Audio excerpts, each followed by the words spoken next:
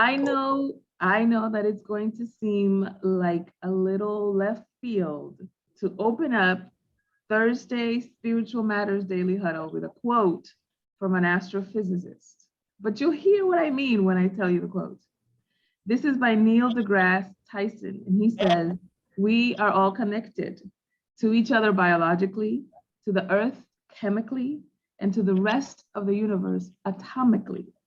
So welcome to Spiritual Matters Thursday. I'm your host, Dr. Monica Orlando. Welcome.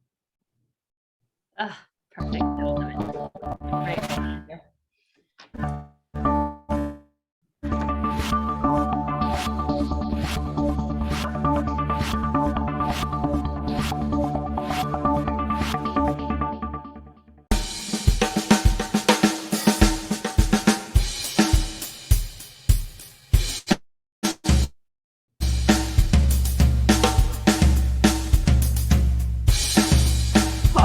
Everybody, welcome to Thursday Daily Huddle. This is your Spiritual Matters chapter in the week. I'm your host, Dr. Monica Orlando, and I'm excited to introduce to you one of many pivots that we're going to have in all of the chapters that we're going to have together. I'll tell you what I mean in a second, but first, let's touch base with everybody. Tara, how are you? Good morning, Dr. Orlando. I am the way I say I am. And this morning, there's no better word than simply excited. Oh, I'm excited too. You guys will see why in a minute. You see why in a minute. Giovanni, where are you and what are you grateful for? All right, good morning. Thank you. I am here, apparently. I'm always here. And what am I grateful for today? Today, I am grateful for computers. I'm grateful for computers. Oh, okay. I like it. Yeah, me too, actually. Now come to think of it, I love it. Sorrel, who are you going to hug today? I'm going to hug 3 people today. Oh, okay. All right. I'm going to hug my wife, Susan, my son, Marcel, and my godson, Jehu. Oh, okay. Just the hug factory down there. I love it. Awesome. Awesome. Well, I told you guys that today we're going to have a bit of a pivot, and I'm telling you what that is. We had the question of who do you look up to spiritually? And it just so happens that instead of being with the question, we are going to be with the question, but in a different way, right? And so I want to introduce you to someone that you already know and love, our friend, Tara Heaton, who is also a part of the Daily Huddle family. Tara is the owner of Pointe Communication. She developed a platform called Talk to the Brain by applying years of neuroscience research to her years of leadership and sales and presentation experience. And she's passionate about helping people achieve success with integrity and authenticity. So welcome, Tara, to the Daily Huddle Spiritual Matters. Thank you. And we also have Dr. Nidhi Gupta. She's a pediatric endocrinologist at Vanderbilt Children's Hospital in Nashville, Tennessee. These people were teasing me earlier because I live in a northern part of Atlanta, Georgia, and they called it Southern Tennessee, but that's okay, Dr. Nidhi. We could just hang out and have fun because you're in Nashville and I'm apparently in South Tennessee, according to these folks. She's the founder of Phreedom, born and raised in India and medical school at the Maulana Azad Medical College in New Delhi, and the recipient of multiple Young Investigator Awards, author of numerous peer-reviewed articles and book chapters. She's the mother of 2 children, and her guiding principles are knowledge and balance. And she believes that it's possible to achieve life technology balance in the modern digitized era. So we're going to be talking today about an event that we, the Daily Huddle family, have coming up called Reconnect. And so take it away. I want to hear more about it. Welcome, Dr. Gupta. Welcome, Tara. Oh, you're muted, Tara. So rookie mistake. We are delighted to be here. Dr. Gupta and I are very, very passionate about something similar, but we bring a different perspective. So she is so brilliant and so passionate. And I think it would be great to kick off today by her telling us her story about how she became so passionate about this topic. So take it away, Dr. Gupta. Absolutely. Thank you, Tara. So the reason I got so passionate about looking at wireless mobile devices and what they do to us and our brain, the story, the inspiration for all of that came from my patients. I started medical school back in 2002. And after 16 years of rigorous medical training that spanned over 2 continents, I became an attending physician at Vanderbilt University 4 years ago. I was there for 4 grateful years, very fulfilling years, but also very enlightening years. Because during that time, I realized that there was something missing in the way I am or not able to help my patients. I'll give you 2 examples. I saw Tyler, a 5-year-old little boy who weighed 100 pounds. And as an endocrinologist, I was evaluating him for any hormone causes of obesity. I did every single blood work that is known to the field of endocrinology, and I did not find anything wrong with him. The reason for his obesity laid in unhealthy lifestyle that stemmed from excessive use of wireless mobile device by children and by their parents. Tyler was so obese that simply the effort of walking from the waiting room to the exam room made him short of breath at 5 years of age. And then this one is the most shocking. 17-year-old young lady, Riley. She has type 1 diabetes. These are my real patients. I saw her in clinic one day and her mother casually asked, Dr. Gupta, do you know what is that lesion in the back of her, like on the bottom of her back? I examined her and I said, she has a bed sore. Now, a bed sore is not something that you associate with normal, healthy young children. That is a disease of old people or people who have been bedridden for a long time or who have been hospitalized for a long time. So then I started investigating as to why does a 17-year-old healthy young lady have a bed sore? And it turns out that she has an addiction to video games. She comes home from school, she goes right up to her room, plants herself on her bed, and stays there for the rest of the afternoon, the rest of the evening, and overnight.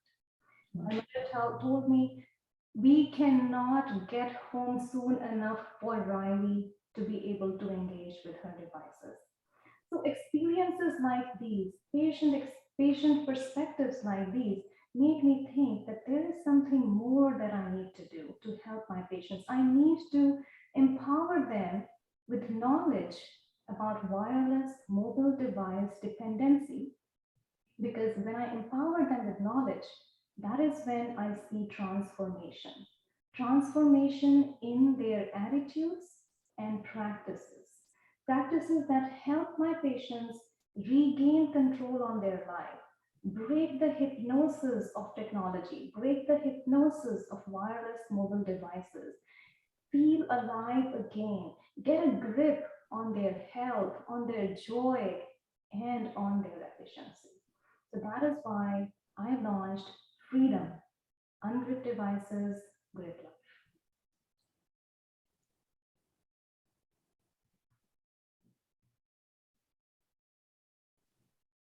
Right.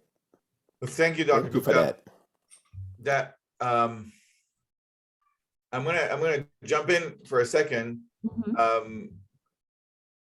One of the things that I've been meaning to ask you, and since we're here, I get to ask you, and maybe Tara can jump in on this. There is this view that it seems to me that there is this social view where the technology behind social media, the technology behind the devices it's not like really bad for the brain. It's just an entertaining device. It's just like, it's getting us closer. It's just easier to be productive because I got my email, my GPS, I got my computer, I got my pictures, I got my opportunity to do my social media campaigns, I got my opportunity to do my Facebook reports, I got my opportunity to do my Microsoft Word, work. I got, it seems socially that this is this very convenient, productive device. And my experience of myself is that although all those things are there to enhance the opportunity that one's life is, it seems to be that it's the source of a detriment of my life. In the experience of being human.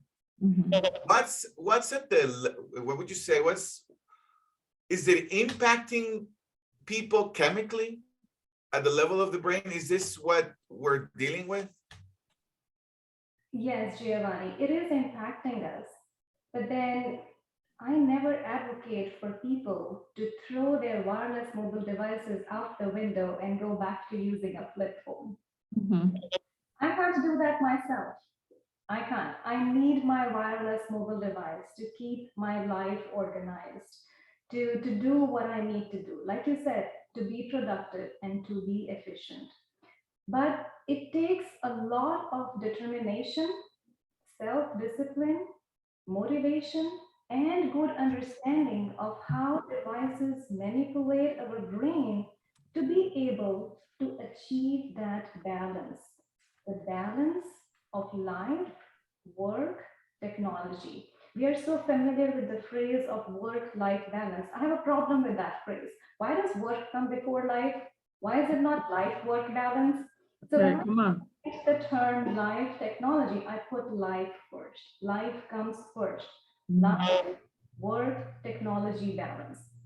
So there are a lot of nuances to that, so that you can use technology, you can stay connected, you can leverage the power of technology to improve your productivity and improve your efficiency without letting technology affect your health and well-being.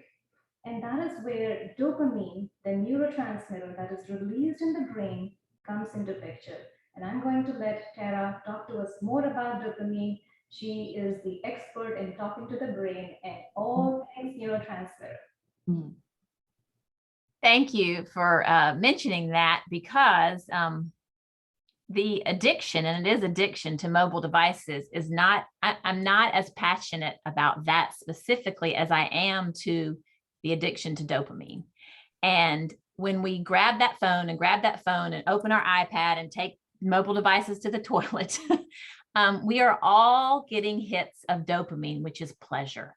And dopamine is not a bad thing, but when we have a better understanding of why it's driving our behavior, then we can step back and understand what we might be able to replace with it. And so I'll give you a fun and a little bit of an embarrassing example of it.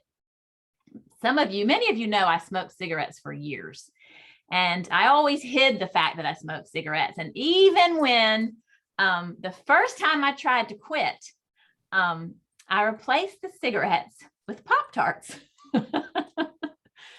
15 pounds later, I realized that was not such a good plan. What I didn't know then that I know now is, even after the actual chemical addiction to nicotine was gone, I was running from something. And the more we grab that device and don't allow ourselves to be in our moments, face what maybe we're just trying not to think about, the more we need those dopamine hits. We're getting them from screen time, but we're getting them from working too hard. We're getting them, some people are getting it from too much exercise, too much really of anything, which goes back to your commentary about balance.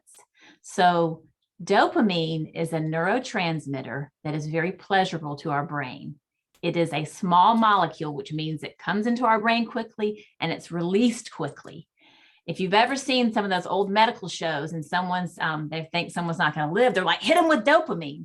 What does it do to us? It makes us alert. It makes us focus. It motivates us. Is dopamine a good thing? Yes, but too much of it controls us. Mhm. So I'm excited to really explore not only how to minimize screen time, but to take on other habits that make us not miss that screen time. Mhm. I love that. I think- Dr. Gupta and Tara, I'd love for you to take a moment now. You've talked about the addiction itself, and you've alluded to the impact. And in telling the world why join us on the 18th at Reconnect 2022, let's sound a big alarm about the impact of that addiction on our time and productivity, our relationships, our own emotional health, as well as money. Like, there's an impact to the bottom line even. Tell us a little more about that. Share anything you can share with us to shed light on that. Dr. Gupta, tell us a little bit about the event, and then I certainly want to chime in with my perspective as well. Sounds great. So Reconnect 2022 is a 3-hour workshop, but when you attend it, you will find that it is way more than a workshop. It's going to be a transformative experience, an in-person transformative experience. If you have struggled with productivity, if you are fatigued, if you have been sleepless, if you are dealing with insomnia, if your relationships are starting to feel stale, if you worry about the impact of social media on your children's mental health, if you feel that you cannot put your devices down for more than 90 seconds and you're starting to get worried about it, I encourage you to attend Reconnect 2022. You will walk away feeling empowered. You will walk away with tools to regain control on your life. Life technology balance is not that hard. It's just a matter of getting started. And at Reconnect 2022, we are going to help you get started. A few simple, easy hacks. That's all it needs. And at the bottom line of all of that is knowledge. Once you have the knowledge of what is it about your devices and your brain, you will feel more than equipped yourself, even after the workshop, to continue to make those changes and stick with those habits. 1% change a day, stick with that 1% change. At the end of the year, your habit will change by 33%. That's all it takes. 1% change in one habit a day. And at Reconnect 2022, we are going to show you how to do that in quick, simple, easy steps. Yes. Excellent. Thank you so much. Every time Dr. Gupta speaks, I become just re-energized. She's talking about changing habits, and we're gonna dig into that. But I want to take a step back for a moment and think about really what we are suggesting the value of this knowledge could be. It feels counterintuitive to think, am I going to improve my productivity or am I going to enrich my relationships? Because we certainly can't do both. Productivity takes time, and leaning into relationships and deepening them and nurturing them, that also takes time. And with this knowledge, this understanding of what neurotransmitters give us pleasure versus joy, the answer is yes. We are going to empower people to walk out of that room in 3 hours and say to themselves, I'm going to be more productive thanks to my investment of one Saturday afternoon. And now I have the tools to enrich my relationships, both of those. I, as you all might not be surprised to know, I'm going to tell a pretty emotional story that highlights the way our minds are made and why we're driven the way that we are. My work is much more focused on enriching relationships, which drive better community and better business. And these mobile devices, our addiction to dopamine and serotonin is getting in the way of that. So we will leave there. And I think probably to put a bow on it, let's just take just a minute and think about diets. I always love this example. so many folks who help us to, oh, don't eat that, don't eat that, don't eat that. If you eat this, you're going to feel better. It's going to be worth the sacrifice. Sure, you feel deprived, but it's going to be worth it. That is not this workshop. The whole purpose is that we don't feel deprived. And if we just say to people, use your screen less, then someone says to me, I don't need a workshop for that. I already know. But the joy and the beauty of this opportunity is that we are going to be leaning into other activities and other mindset that cause us not to want to reach for that phone. Will it take some work and some changes? Yes, but the empowerment of what it's going to deliver, even in the moment, is going to be really, really exciting.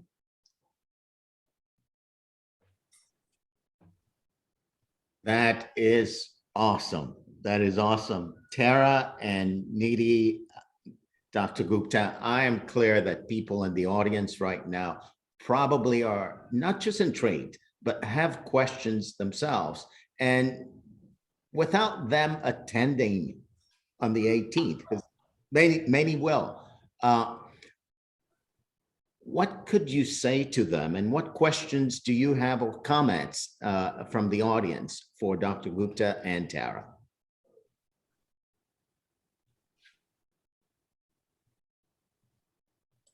Well, in the meantime, go ahead. Well, Dr. Gupta and Tara, first of all, I want to thank you so much for this conversation and for that invitation. There's so much going on that we are connected to digitally that, you know, it's just like it's like in the DNA of our world now, not just our society. And I just wonder, you know, I'm just thinking about it in a broader sense. So we're going to learn something from this on how we can possibly, I know the first people we have to influence is ourselves to take charge of doing the things that really help.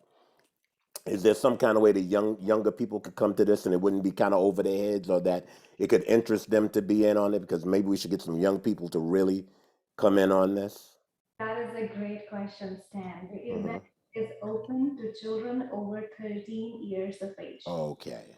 I'm a pediatrician. I have been talking to children for over a decade now. I understand how they understand medical language without it sounding medical. So the material that Tara and I and Giovanni and Sorel have put together is all suitable for children. It will all make sense to them, and it will all empower them, not only their parents. So yes, if there are young people who want to attend the workshop, they are welcome.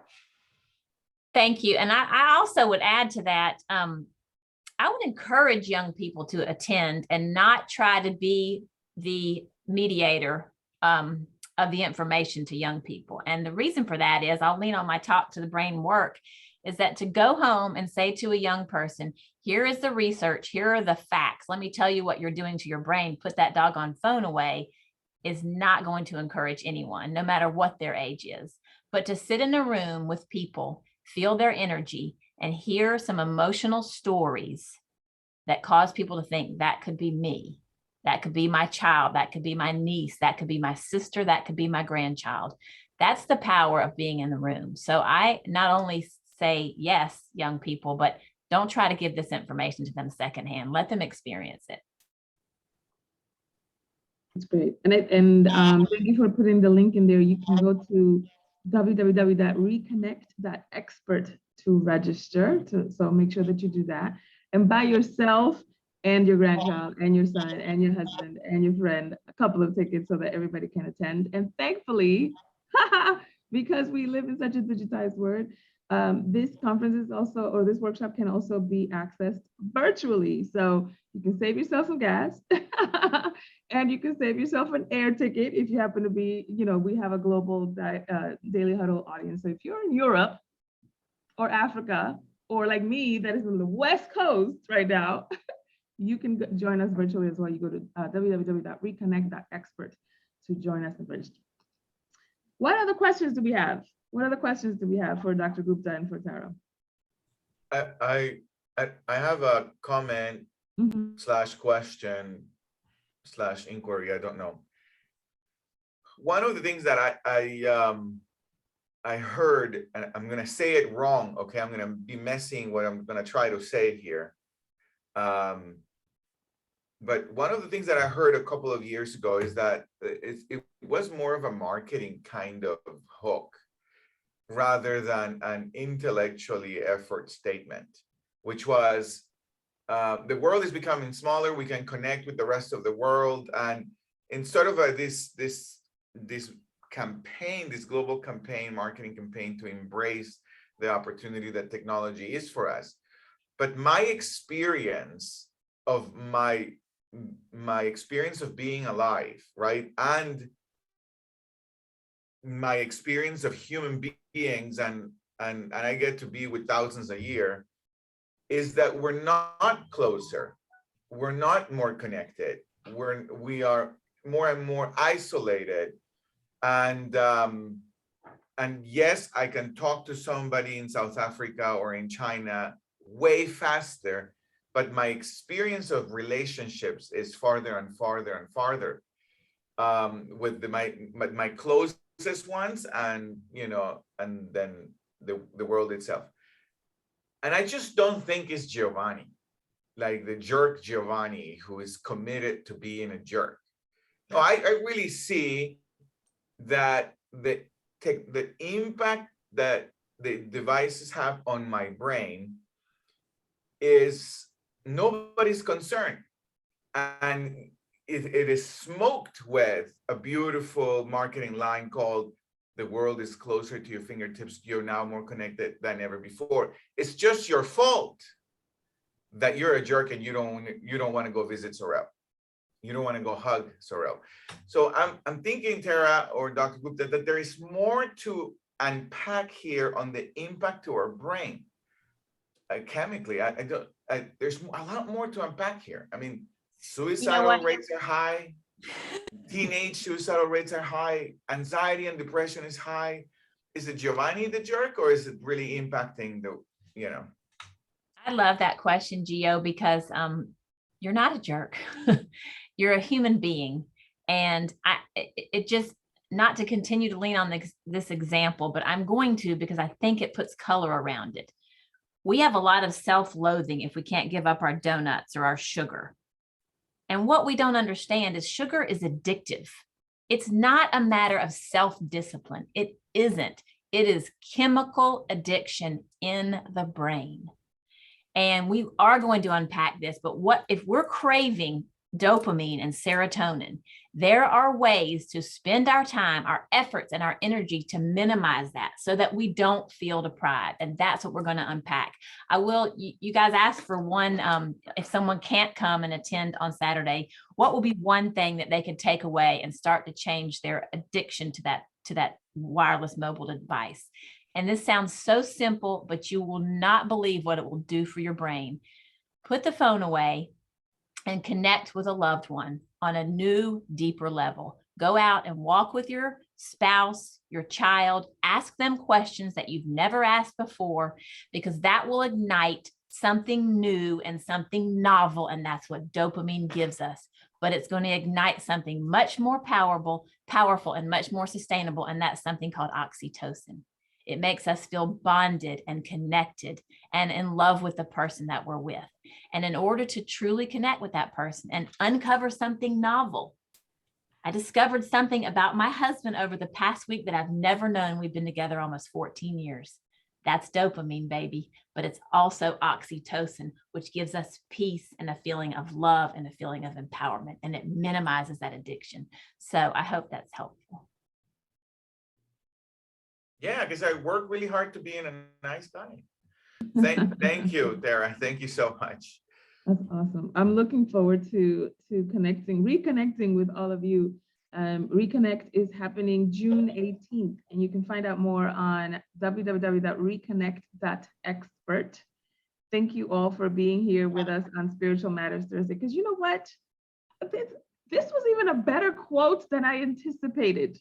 When I chose that Neil deGrasse Tyson quote for us, that we are all connected to one another, to each other biologically, to the earth chemically, and to the world, right, atomically. So I am looking forward to sharing and learning from Dr. Gupta, from you, Tara, and seeing all of your beautiful faces in person.